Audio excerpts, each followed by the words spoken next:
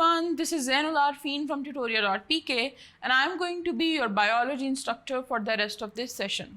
اور آج ہم بات کریں گے آپ کے بک کے چیپٹر نمبر 9 کی, that is transport.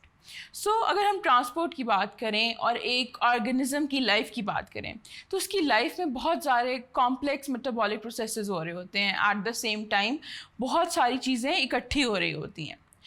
ان چیزوں کے لیے, ان ریاکشنز کے لیے, ان پروسیسز کی ہیپننگ کے لیے ان آرگنزمس کو کچھ چیزیں انوائرمنٹ سے چاہیے ہوتی ہیں تاکہ وہ سنتھسائز کر سکیں, انرجی پروڈیوس کر سکیں. واٹر بھی چاہیے ہوتا ہے, آکسیجن بھی چاہیے ہوتی ہے. اینیملس کی بات کریں, ہیومنس کی بات کریں تو فوڈ بھی چاہیے ہوتا ہے. بہت ساری چیزیں ہوتی ہیں. جب یہ ساری چیزیں لی جاتی ہیں تو اس کے بعد ان چیزوں سے ویسٹ بھی جنریٹ ہوتا ہے. تو اس ویسٹ کو بھی کہیں نہ کہیں ڈسپوز آف کرنا ہے. اور ان ساری چیزوں کو حاصل کرنے کے لیے اور ڈسپوز آف کرنے کے لیے کوئی نہ کوئی میکینزم بہت ضروری ہے.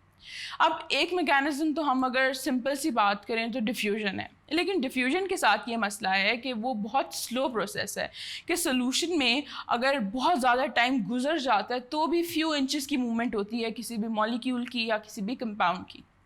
اور ڈیفیوژن جو ہے وہ ایک بہت افیکٹو میکینزم ہے, but it is effective in uni cellular اور ویری سمپل آرگنزمس.